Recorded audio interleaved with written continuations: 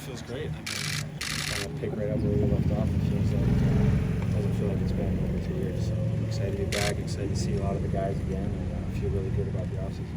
TJ, what do you think the team gets out of this time here? I mean, just spending time with each other. There's no escape here. I mean, we're all going to be around each other, whether we're on the field or in the training room. Everything's just so compact here, where it's easy to take a young guy under your wing and kind of show him how things go. And, a lot of stories, past stories, future stories, and just a lot of building camaraderie that is necessary to make a run in the playoffs. TJ, what do you like about what excites you about this defense, and where do you need to get better? You don't have to turn it on. Yeah, we're a young team, especially on the defense. I mean, other than Cam and Tyson, those old guys, but I think we have a lot of potential, and I think it's just times like this we're building a team, and it starts here in the Trove. And like I said, it's not just on the field; it's off the field. Because as a defense, you have to be very, very tight knit to be successful.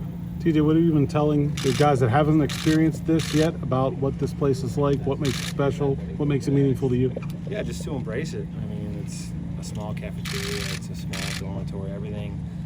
You can look at it one of two ways. You can be, man, I wish we were back in Pittsburgh, or you can say, hey, I embrace this. I love the tradition. I love the history of this place, and really just take it all in and put your best foot forward. I think that's the most important thing for these young guys is, we have to remember that we're living our dreams. This is the best job in the world. This is what we dreamed of as kids. So don't think for a second that you're better than Latrobe, because you're not. Do you room with any of the young guys to try to show them the way, or how do you pick your roommates? No, I'm not rooming with any young guys. No, I had a roommate for my first 3 years here, and this is the first year where I don't have a roommate. I share a bathroom with my brother, so I'm sure there'll be a good amount of pranks played. I'll be looking up some good pranks to play on. TJ, with Ogunjobi being on board now and Alualu coming back, Leal being drafted, I know they had to kind of go on the fly there with Tua retiring, but how do you think things have been buffered with his retirement by what they've added? Well, I'm excited. Anytime we add a player, especially of his caliber, I'm really excited about it, and to get Tyson back is awesome.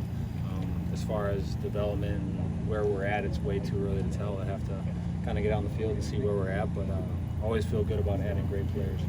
TJ, are you the single season sack leader? I don't know. That's not for me to determine. I don't really care either. Do you consider it? No.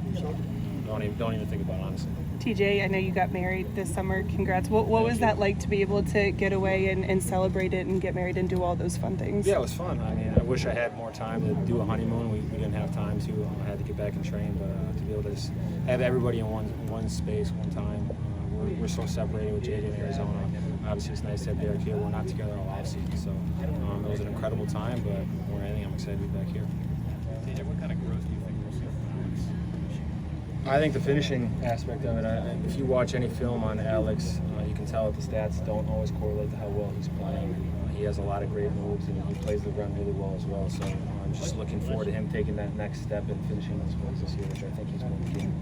You got another guy like Miles Jack coming in who's better and better. Do you think, what kind of influence could he have on a guy like Devin Bush, especially working alongside?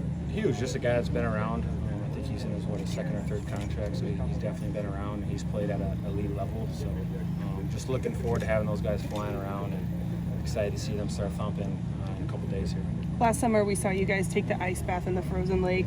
This year, before your wedding, you guys all decided to get knocked over by a giant wave. Yeah. How did you decide that that's what you wanted to do? I don't know. It's just stupid stuff. We're just trying to have fun. I mean, we were by the ocean. We said, you ever seen the Navy SEAL videos of the guys doing it? We just like, let's try it out. And it doesn't matter how heavy you are, the ocean will humble you quick and move you around. It was a good time. What's Brian Flores going to bring to this curriculum linebacker?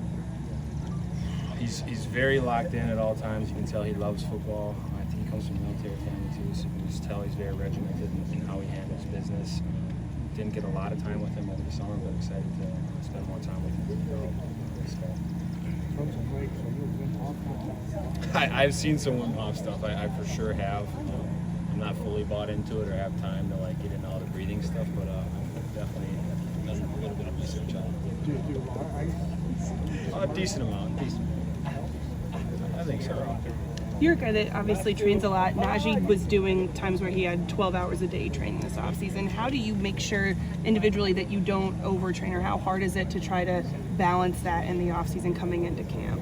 I mean, I'm going into my 6th year now, so I'm very, very comfortable with where I'm at. I don't have to train crazy amounts of hours a day just because I know what it takes to be successful. I've seen my brothers overtrain at times, and that's the number one thing is when you love what you do, it's harder to pull the reins back. I think that's something I've got really good at, and has helped me be successful is not to overtrain in those moments. And I'm going to continue to do it. I don't need to be out there for, I don't know. I want to see what he's doing for those 12 hours. I'd be curious. So do you talk to him about, hey, make sure, because he is a guy that likes to go nonstop. Do you talk to him like, hey, make sure that you're not overtraining because you have seen it firsthand? If we have a conversation about it, sure. I'm not reading articles, so I don't know that he's doing stuff like that, and he's not really talking about it. But, I mean, he's a young guy. He'll figure out what works best for him, and some guys it might work better than others. So if it's working for a guy, I'm not going to get in the way.